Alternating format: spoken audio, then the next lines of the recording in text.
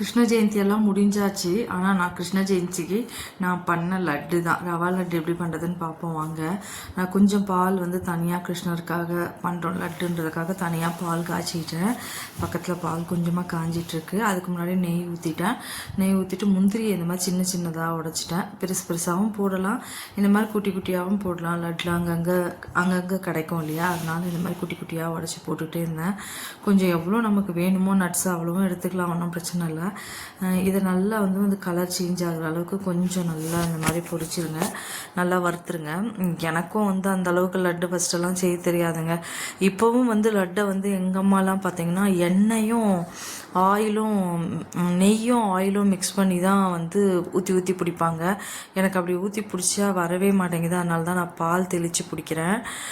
இப்போ வந்து முந்திரியை நல்லா வறுத்து எடுத்துக்கிட்டேன். நெக்ஸ்ட் வந்து ரவையை நல்லா போட்டு நான் 1.5 டம்ளர் ரவை இருக்கும் அவ்வளோதான் எடுத்து நல்லா இந்த மாதிரி வறுத்துக்கோங்க.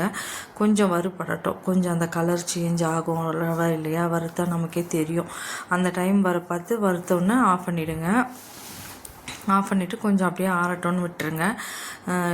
கொஞ்சம் நல்லா வறுக்கணும். ஏன்னா ரவை வந்து கொஞ்சம் வறுபட்டால் நல்லாயிருக்கும், இல்லை சவுக்குன்ற மாதிரி இருக்கும். அதனால் இது நெய்யில் தானே வறுக்கிறோம், நல்லா வறுத்துக்கோங்க.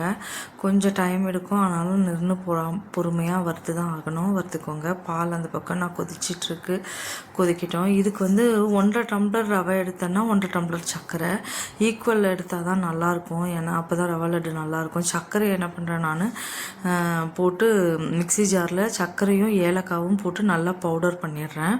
பவுடர் பண்ணிக்கோங்க. இந்த மாதிரி பவுடர் பண்ணிக்கோங்க. நல்ல ஏலக்காவையும் அதிலே போட்டுட்டு நல்லா பவுடர் பண்ணி தட்டில் கொட்டிக்கோங்க.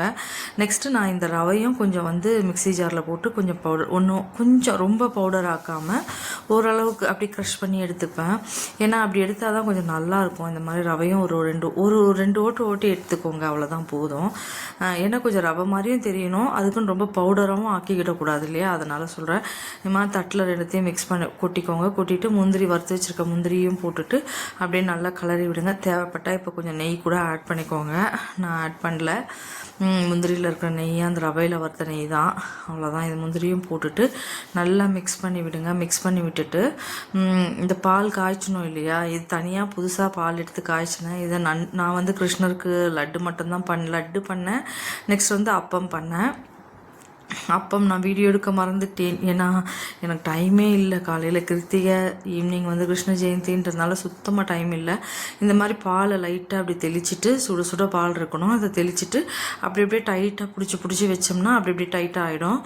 இது வந்து மேக்ஸிமம் ஒரு 4 நாள் 5 நாள் நல்லாயிருக்கும், கெட்டே போகாது. ரொம்ப நாள் 15 நாள் 20 நாள்லாம் வச்சுக்க முடியாது. பால் ஊற்றி நம்ம பண்ணுறதுனால, நம்மளே கொஞ்சம் தானே பண்ணுறோம் அப்படின்றதுக்காக பால் ஊற்றி நான் பண்ணிட்டேன். இதுவே நெய்யும் எண்ணெயும் காய்ச்சி ஊற்றி பிடிச்சிங்கன்னா 20 நாள் ஆனாலும் 30 நாள் ஆனாலும் கெட்டு போகாது, அப்படியே இருக்கும் ரவை லட்டு. நாங்கள் இப்படி தான் லட்டு பிடிப்போம். இப்போ பாருங்கள் எவ்வளோ அழுத்தி பிடிக்கணும். கொஞ்சம் உதிரும். நம்ம எவ்வளோ அழுத்தம் கொடுக்குறோமோ அவ்வளோவும் அழுத்தி பிடிச்சோம்னா லட்டு நல்லா வந்துடும். மொத்தம் ஒரு 12 லட்டோ 15 லட்டோ பிடிச்சேன், அவ்வளோதான் பிடிச்சது லட்டு. எப்பயுமே வந்து கிருஷ்ண ஜெயந்திக்கு கிருஷ்ணருக்காக லட்டு பிடிப்பேன். அப்பம் செய்வேன், முறுக்கும் செஞ்சேன், ட்ரை பண்ணேன். அது அந்தளவுக்கு பெருசாக எனக்கு வரல, அதனால் நான் விட்டுட்டேன். அதை சிகடை இதெல்லாம் நான் பண்ண மாட்டேங்க. ஒரு தடவை சிகடெல்லாம் பண்ணுறேன்னு சொல்லி வெடித்து வீடு ஃபுல்லாக ஆனது தான் மிச்சம். நான் பயந்து ஓடினது தான் மிச்சம். அதனால் நான் அதெல்லாம் பண்ணுறதில்ல. எங்கள் வீட்டில் பண்ணவும் விட மாட்டாங்க நான் பண்ணுறேன்னு சொன்னால்.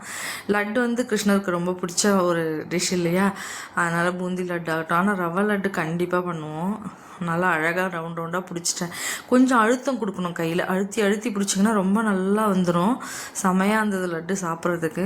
நீங்களும் பிடிச்சிருந்தால் லைக் பண்ணுங்கள். இந்த மாதிரி லட்டு செஞ்சு என்ஜாய் பண்ணுங்கள். இது கிருஷ்ண ஜெயந்திக்கு தான் பண்ணணும்னு இல்லை, நம்ம எப்போ நினைக்கிறோமோ அப்போ கூட பண்ணலாம். பிடிச்சிருந்தால் லைக் பண்ணுங்கள், ஷேர் பண்ணுங்கள், சப்ஸ்கிரைப் பண்ணுங்கள், மெயினாக கமெண்ட் பண்ணுங்கள். கிருஷ்ண ஜெயந்தி முடிஞ்சதுக்கப்புறமா நான் எடிட் பண்ணி போடுறேன். சாரி. ஓகே.